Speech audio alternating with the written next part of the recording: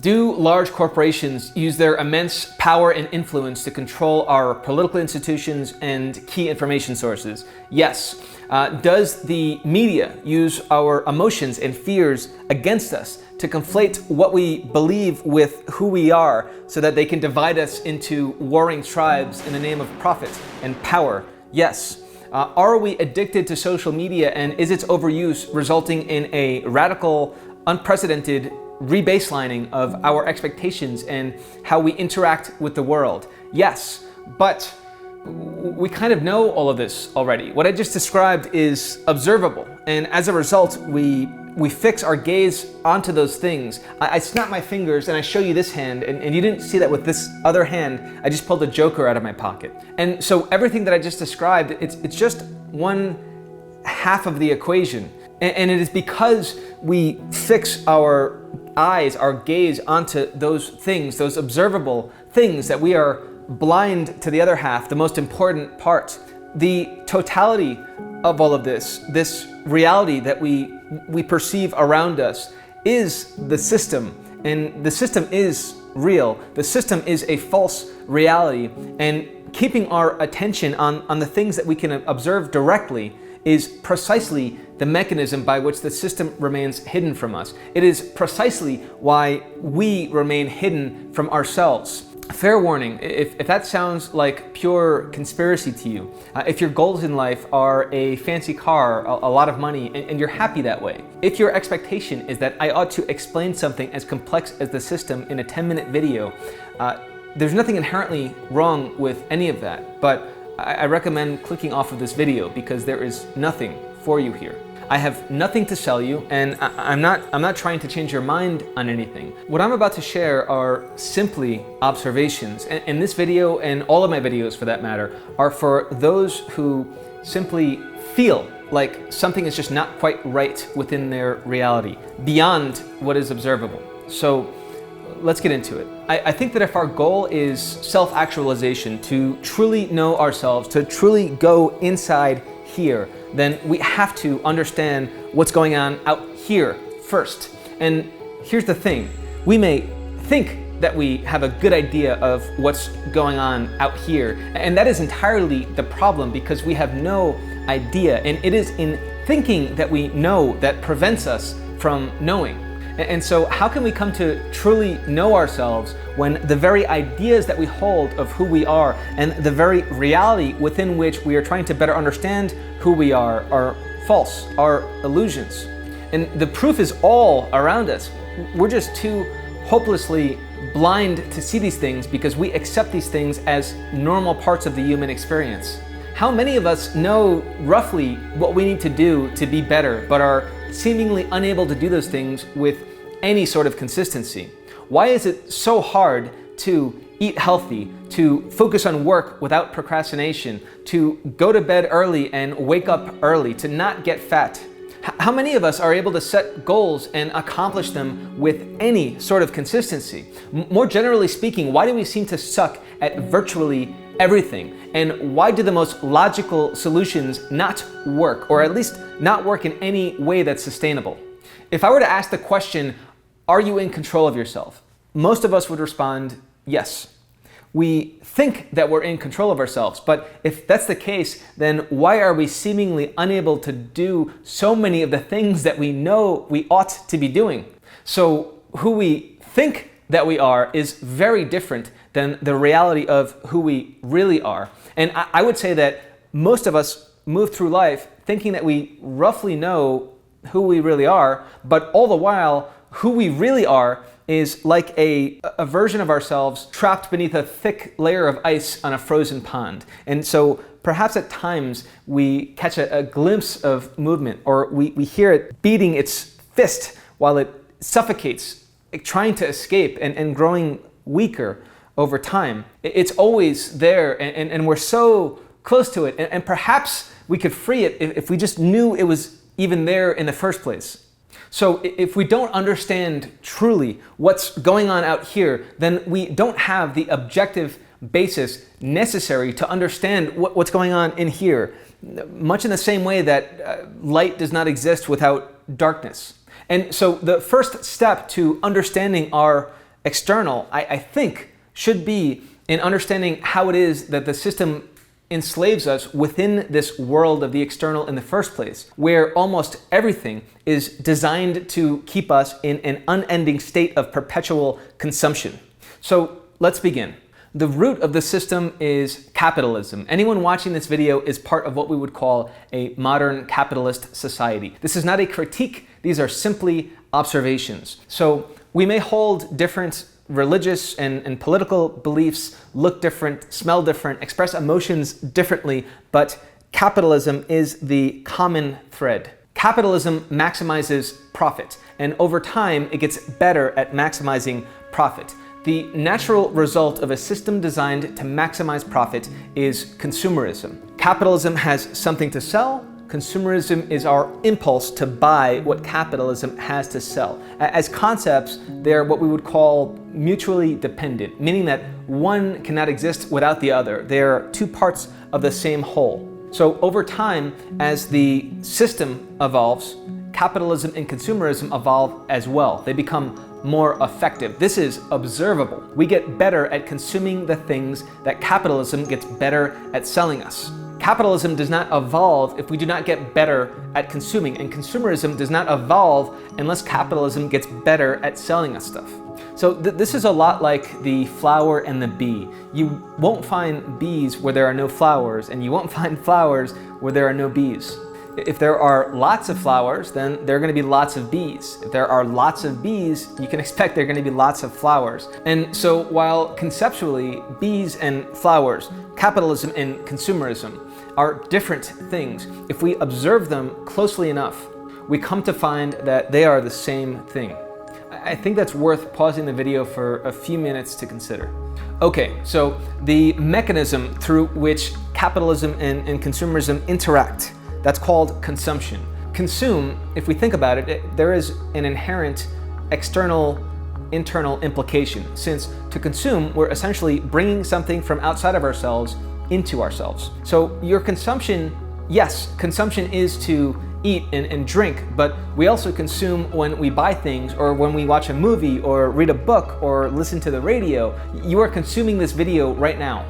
And if you're wondering, consumption does have an opposite. Can you guess what it is? I bet you can't. That's all part of the design. The opposite of consumption is expression. It is the process by which we manifest our internal within the external. In a true reality, consumption and expression would be balanced. We'd still watch YouTube and we'd still read books, but we'd also express ourselves in our conversations, our work, our art. Within the system, this equation is so imbalanced, expression is so hopelessly overpowered by consumption that it hardly exists.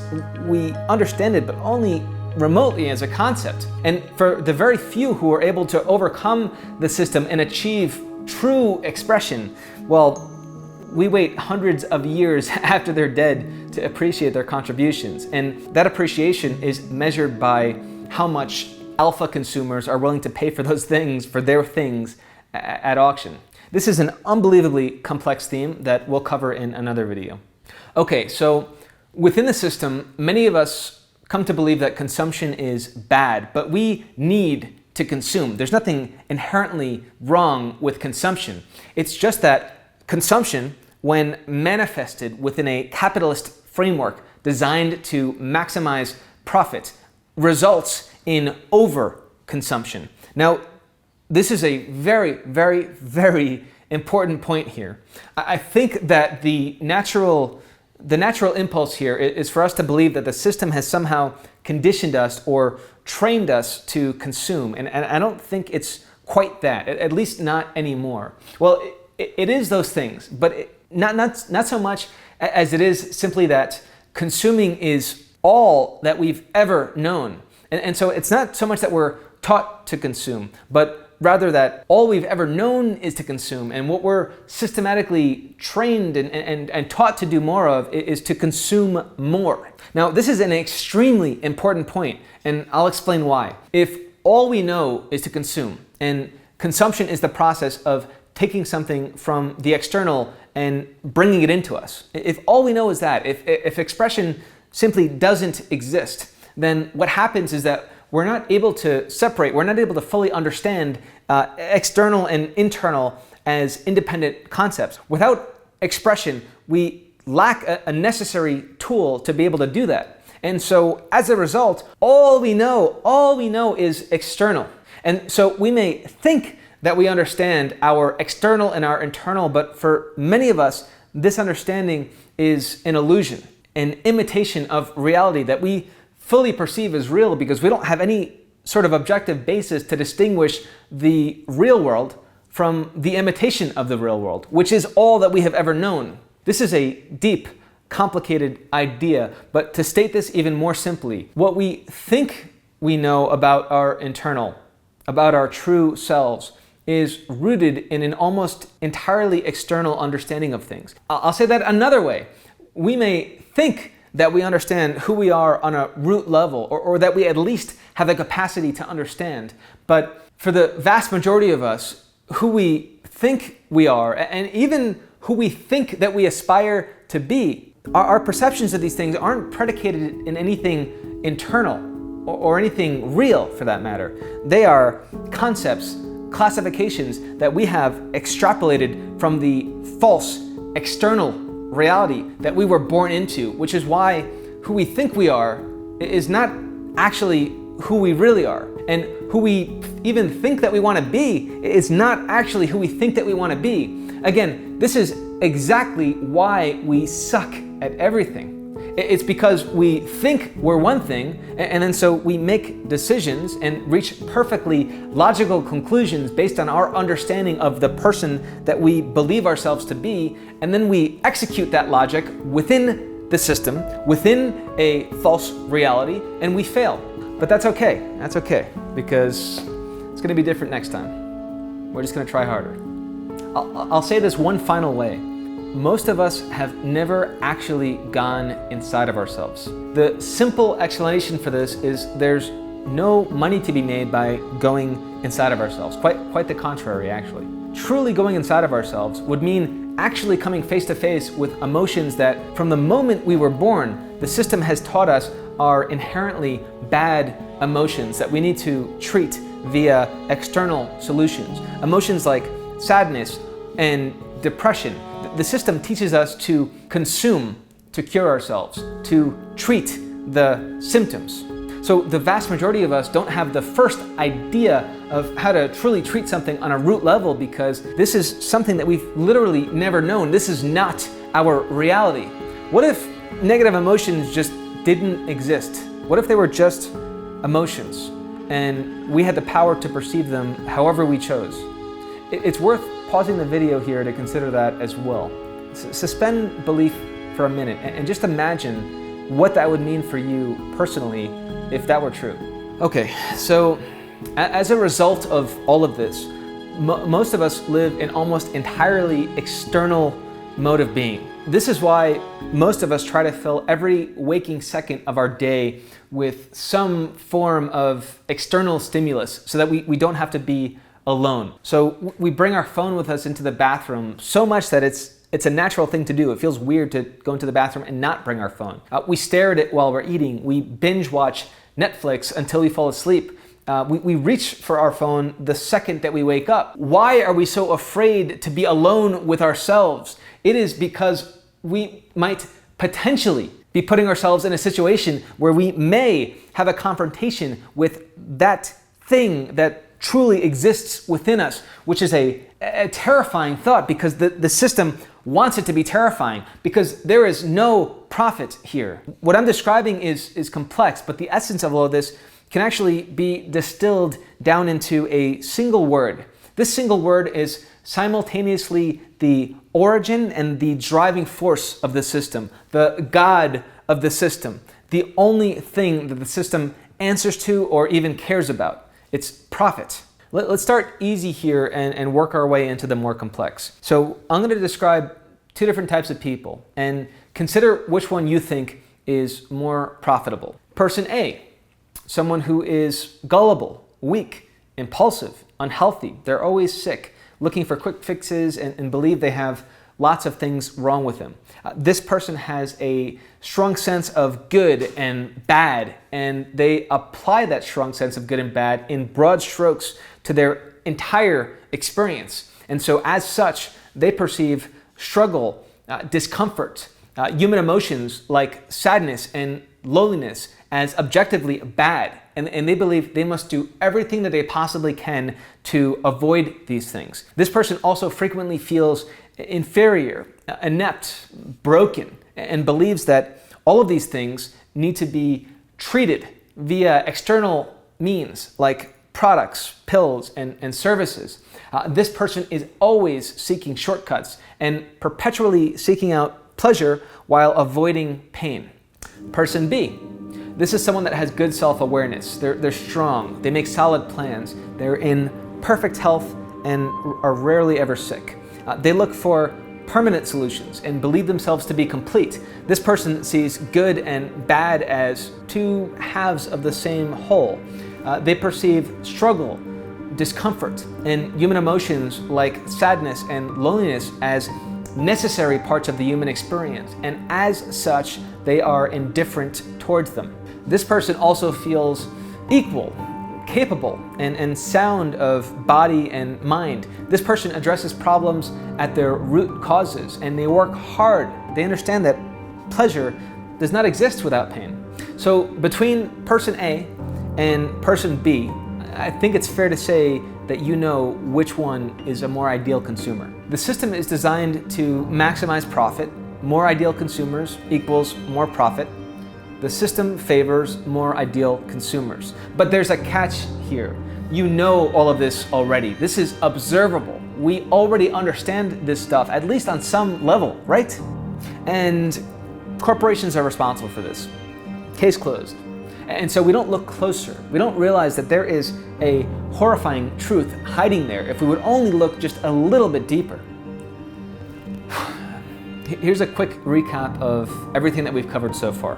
Capitalism and consumerism are mutually dependent, yin-yang, and consumption is the mechanism through which they interact. Capitalism is designed to maximize profit, which is the same as saying to maximize consumption. Again, yin-yang. The system is the totality of all of this, and the god of the system is profit. There is more profit to be made if we are ideal consumers, and so the system conspires for us to become more ideal consumers. We good? All right, let's go deeper. So at this point, you may be wondering, well, who is it that controls the system? Who is the architect? And again, most of us believe that corporations are what control everything, or that there's some shadowy group of individuals that are moving the strings like puppeteers. The true architect of the system is not a person, is not an entity, it's not the corporations. The true architect is something greater. It is a concept. We've already talked about it. It is profit. For the longest time, I thought that it was corporations that controlled everything, and I was completely wrong. And I'll explain with an example. And stay with me, we're almost there, almost at that horrifying truth, but you'll need to understand everything that I'm describing to actually understand once we get there. Okay, so the system is designed to maximize profit. Those with the most power are, with few exceptions, those who make the most profit. So corporations, by and large, make the most profit, and so corporations hold the most power. And so as a result, corporations, again, with very few exceptions, control everything. Everything from our primary information sources, which is the media, to our political systems and government. And this can be very easily observed within take the pharmaceutical industry, for example. $1 trillion in the US alone. If you want to understand why we see completely normal human emotions like sadness and depression and anxiety as deficiencies, justification as to why we are broken, and that pills and psychologists, therapists, or otherwise external solutions are the only solution. If you really want to understand why so many of us believe these things, look at how the pharmaceutical industry not only uses its power to control legislation, but dig deeper, go deeper, and look at how they actually control what the medical and healthcare professionals who write the prescriptions learn in school. Look at what they're taught. Look at the studies that they pull from. They are indoctrinated. Are you going to argue with a doctor? They're in a position of authority. And so the perception is that it would be foolish to argue or disagree with them. They know better. Pharmaceutical companies understand this and use this to their benefit. Western nutrition and how we perceive health is heavily influenced by corporations as well. Just look closely at the studies that form the basis for our conclusions on what health is, and you will find a wasteland of industry-funded science, agenda-motivated propaganda packed up and sold to us as facts. And collectively, I think we're beginning to see these things more and more. 10, 15 years ago, the idea that corporations controlled everything was largely dismissed as conspiracy theory. If you talked about this stuff back then, you would be considered a nut. And these days, the idea that corporations control everything is something that I think most of us would actually agree with, even if we don't fully understand the mechanisms at play. And so there is a massive shift in consciousness that is taking place, but this is the trap. And I want to be too careful to not go too deep here before making what I think is the most important point of this entire video, that thing that we're so hopelessly blind to. We think that the system is promulgated by greedy corporations who use government and media to control us, and that's true. It's observable, and so we direct all of our attention there. And in doing so, we are completely blind to what is perhaps the most insidious aspect of this whole equation. We're almost there. So we're all taught to strive for success, right? So when you close your eyes, think of the word success, and what are the first images that pop into your head? Did you see yourself uncovering your true essence? Probably not. Within the system, everything that we associate with success must serve the motive of profit. Profit is the god of the system. So when we imagine success, the first images that pop into our minds are those of a nice car, a big house, lots of money. Is there anything inherently wrong with that? With wanting a nice car or a big house or lots of money? I don't think so. Shouldn't we want those things if we want to be successful? Probably. But what actually happens once the ideas of these things are actually manifested within the system, within a capitalistic framework designed to maximize profit? It's no longer an idea, is it? Now it's something else entirely. But let's keep moving because we need to go deeper. Questions like this are what we tend to fixate on because they're observable, and this is precisely the problem in understanding the system. So let's look more closely at the idea of fulfillment. Now, for us to proceed, I will need us to agree that what we ultimately want in this life is to feel fulfilled, to feel a sense of fulfillment. And how we define what fulfillment is will of course differ from person to person, but broadly speaking, and within the context of the system, fulfillment for most of us is something along the lines of perpetual happiness. So we all want to feel fulfilled, which is to say that we all want to get to that place where we're basically happy all of the time, or most of the time. Now, here's the thing. Within the system, all of our wants and needs, including fulfillment, we are led to believe that we can satisfy them via consumption. Listen to me. We can never be fulfilled through consumption. Just imagine for a second what would happen if that was possible. If there was some hypothetical level of consumption at which we could feel fulfilled.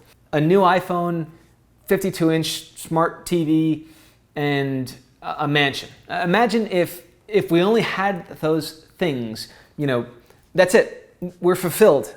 We've won the game.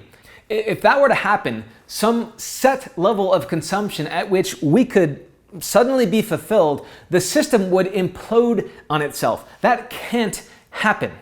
Do you see how that works? It's incredible. The system is designed to make us believe that we can be fulfilled through consumption while simultaneously ensuring that we can never be fulfilled through consumption. It's a carrot dangling at the end of a stick. Okay, so let's say we buy something of high material value, like a Lamborghini. Now, there is nothing inherently wrong with a Lamborghini. By all indications, they have a great product. Lamborghini as a company provides jobs to what I'm sure are lots of really good people. But what we're focusing on is how the idea of a Lamborghini actually manifests itself within the system. Okay, so how many of us, if we bought a Lamborghini, how many of us wouldn't share that to social media? Very few. We almost have to share it to social media because we require external validation. And social media is the best place to receive it. And there's nothing inherently wrong with external validation either. External validation is a sense of approval that we feel when others approve of the things that we do. Internal validation is our own sense of approval for the things that we do. Now, within the context of a normally functioning society, internal and external validation would be completely normal things that we would aim for a healthy balance of. A good balance of those things would indicate that we are well adapted to society. The problem is that the system is not a normally functioning society. The problem with external validation is not the idea. The problem is how the idea of external validation manifests itself within the system, our reality, the false reality, which is entirely external. This is a lot like the example of consumption and expression that I gave earlier. If our entire reality is external, then internal validation doesn't matter. External validation is all that matters. And it goes beyond that. That we believe that we can even understand what internal validation is an illusion. It is a lie. Are you guys still with me? Because we're here. So let's put this all together now. Within the system, when we buy or acquire things of high material value, we have to share the fact that we've acquired these things with others, usually via social media, because external validation is how we validate everything, including and especially our own fulfillment. So whenever we buy something of high material value, we do so with the expectation that it's going to create fulfillment. And as we just established, consumption cannot create fulfillment. We just mistakenly believe that it can. So what happens when we buy something with the expectation that it's going to create fulfillment? We can and will feel fulfillment even though we're not truly fulfilled. It's like if we have a headache and someone hands us a pill and they tell us it's ibuprofen, and even though it's not really ibuprofen, there's a good chance that our headache is going to go away, even though that pill was just a placebo. So we get the Lamborghini, and on the surface, we experience fulfillment, but it's just a placebo. On a deeper internal level, well, what's happening there? We have no idea what's going on there because we lack the capacity to do so. Everything within the system is external. Okay, so now we post a photo of our new Lambo to social media. Again, we have to do this because for our fulfillment to be real, we need it to be externally validated. We need others to acknowledge not just the fact that we bought a Lamborghini, we need them to externally validate our perceived fulfillment so that it becomes real to us. Okay, so we get the Lambo, we post it to social media along with the following caption. Hey, here's my new Lambo. Okay, most of us would never do that, but we see the people that do that and we think to ourselves, wow, these are the people that have reached the ultimate evolution of consumerism, full-blown materialism. They live for material objects. And so most of us, we look at that and we think, wow, what a mindless slave. Because most of us, if we get the Lamborghini, what we're going to do is we're going to write a really humble post. Something like, I've worked really hard for this Lamborghini. I remember when I was sleeping on my friend's couch and I only had $5 to my name and now I have this Lamborghini. And you know what? If you work hard and you believe in yourself, you can have a Lamborghini too. Okay, so now what is the fatal flaw in both of these scenarios with both of those different captions? What's the thing that we're not seeing? It is the idea that a Lamborghini can bring us fulfillment. It's not even something that we question or think to question. It is an implicit assumption in both scenarios. So now when we post that photo of the Lambo to social media along with a humble description, we get lots of likes, we get lots of positive comments. Again, this is all external validation. And so by receiving a lot of likes and thus lots of positive external validation, we're more sure that the fulfillment that we're experiencing is real, even though it's not, and we don't look any deeper. So, question, are we writing a humble caption as an inward projection of our authentic humility, or are we after more likes? We're writing the caption under the illusion that we are projecting our inward humility, while subconsciously we're seeking more likes so that we can receive more external validation, so that we can be more sure that our perceived fulfillment is real. This is how hopelessly dependent we are on the system, and precisely the problem we have in seeing it. Now, what's going on in the minds of the people that are liking and leaving positive comments on the photo? Those who are consuming the photo, what are they now more sure of? What's happening is the idea that we can have fulfillment through the acquisition of an expensive material object is now further perpetuated. So not only are they perceiving that the person who bought the Lamborghini is fulfilled, that they're perceiving that, but they're also seeing all of the likes and positive comments from others, the mountain of external validation that a photo of a Lamborghini with a humble caption will get you. How inspirational, how motivating.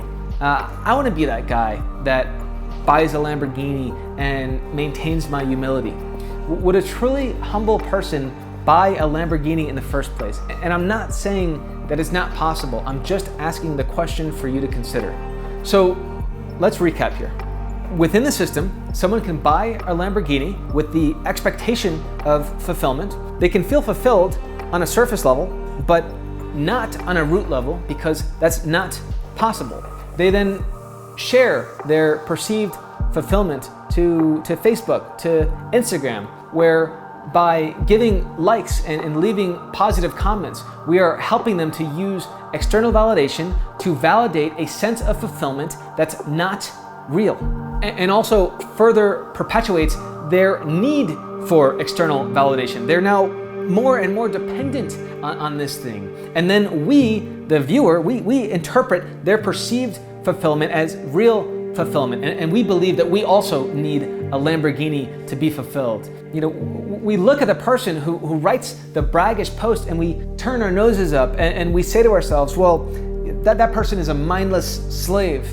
And somewhere in all of this, we forget to look in the mirror, instead focusing on the obvious external things that we can all see. Because if we were to look deeply into the mirror, we would realize after a time, my God, I am a slave as well. And this is precisely how the system hides itself from us, by keeping us fixated on what is observable. Yes, corporations and governments may water the weeds, but we are the weeds. Corporations are just doing what corporations do within a capitalistic framework designed to maximize profit. They're trying to maximize profit. It's obvious. It is predictable. Why are we surprised by any of this? Of course, big corporations are going to exploit every opportunity they can to turn us into profit. And we're so focused on that we miss that there's an entire other half to this equation, which is that we are the ones that further perpetuate the system. We are the weeds. The system is the false reality that keeps us from discovering true reality. Now, let's keep going. You know, what happens once we consume and experience fulfillment, perceived fulfillment? After a time, what happens is that we come to realize that that thing that we purchased, that we consumed, it didn't actually fulfill us. And that realization, it may happen immediately, it may take a bit of time, but it will come. And when it does, there's just something else that we need to consume to have fulfillment. Within the system, consumption is always the answer. And so once we consume that thing, then after a time we'll come to realize again that it hasn't fulfilled us either. And if the system were to have its way, we would simply continue to repeat this cycle until we die. And I can't stress enough that even the smartest among us aren't conscious of what's happening. Within the system, we lack the fundamental capacity to do so. There is no internal, only external, and the illusion of internal, external and more external. And if we don't consume that thing or those things that we believe are supposed to fulfill us, again, in this case, if we don't consume the expensive material object that's supposed to fulfill us, well then now we know exactly why we're not fulfilled in the first place. It's because we don't have the Lambo or the big house or a lot of money. We're damned if we do, damned if we don't. And so how many of us have met some of these lucky people who get 5 Lamborghinis and lots of fancy watches, and their lives look just fantastic on Instagram? I've met a lot of them, and they are some of the most miserable, unfulfilled people you will ever meet. I talk in some of my other videos about how uncovering the system is painful. Admitting truth when it comes at the cost of identifying as false those principles through which we have lived our entire lives is extremely painful. Someone who has spent their entire life working to accumulate material objects is more likely to commit suicide than to suffer the pain of acknowledging that everything that they were and everything that they aspired to be was predicated in a lie. The system is so powerful, and over time it's like a boa constrictor. Its grip over us just gets tighter and tighter. I was extremely fortunate in that once I did start to make money and I began to acquire all of these material things that I fully believed would bring me fulfillment, by the time that started to happen, I had already broken some of the rules of the system. I developed an ability to be able to observe myself, to look deeply into the mirror. And so I was able to develop a conscious, true understanding of how and why these material things weren't bringing me fulfillment. Even though I had the idea that I wouldn't be fulfilled by those things, I still wanted them, and I worked to get them. And it was only when I actually started to get these things that I began to understand that's how powerful the system is. Even now, the idea of a Lamborghini is appealing to me, but I've been down that path, and as tempting as it may appear to be, I know where that path leads. Knowledge is not enough. This is one of the ways that the system protects itself. The idea that we can come to know something without acting, without proving that knowledge through direct action. This is another extremely complicated false wall of the system. I'll cover this in another video. But to see the form of the system is not enough. It was not enough, much in the same way that I needed to actually acquire material things to understand. To know the path is not the same as to walk the path. And it is in walking the path that we can truly come to know the path. An idea is one thing, but how it manifests is something else entirely. We are the weeds.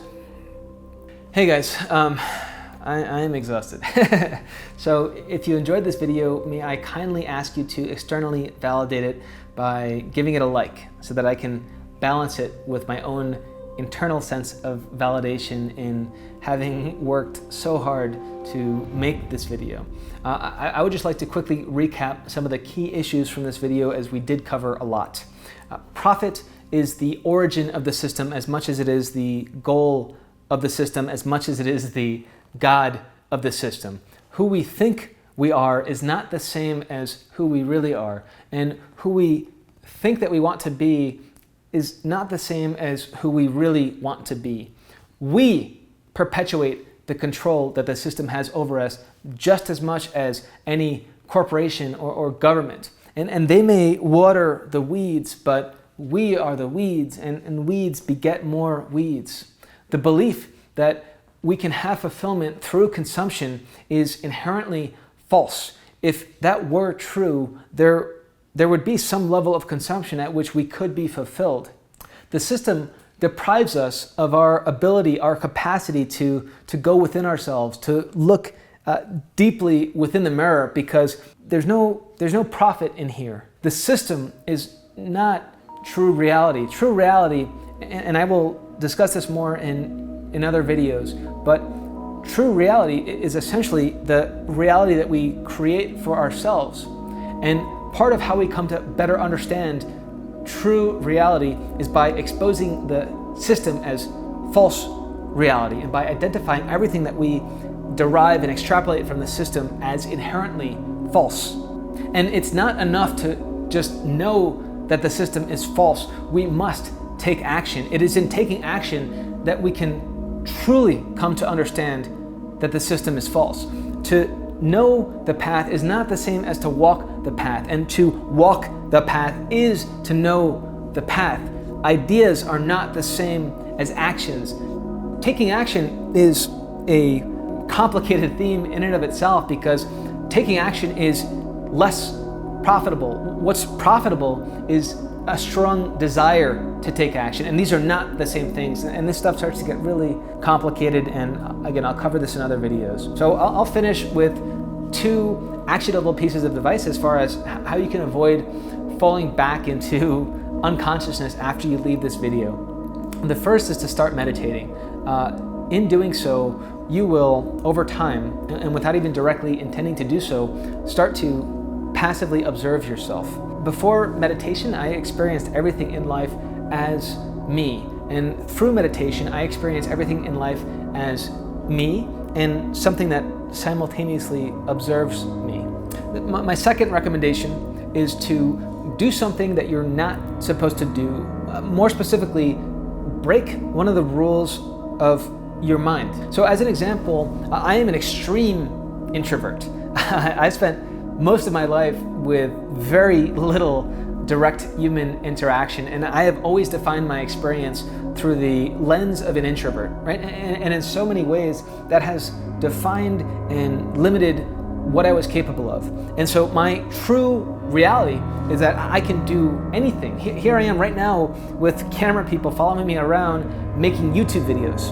My name is Nelson Quest, and my goal with these videos is to create the sort of content that I wish that I had when I was earlier along on the path, to create content that others similar to me can relate to within a system that I believe more often than not has us relating authentically with inauthentic things that we perceive as authentic, illusions, simulations. I choose to have nothing to sell because I don't want the desire for profit to subconsciously alter my beliefs and my motives. But I will ask, if you feel like you're on a similar journey to me, if you feel like you can relate to what I'm sharing, and if you want more of it, I would kindly ask for you to subscribe to my channel and click the notification bell.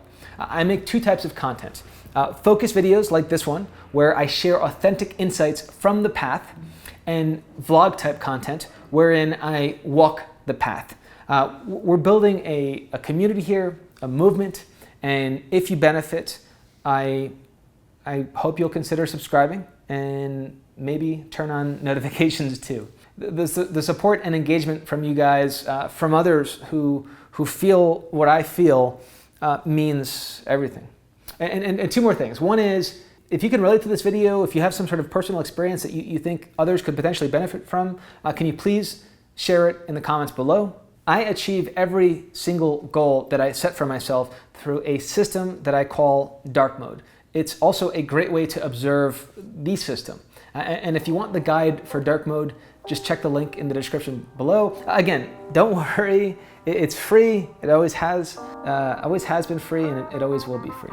So good luck, and I'll see you guys in the next video.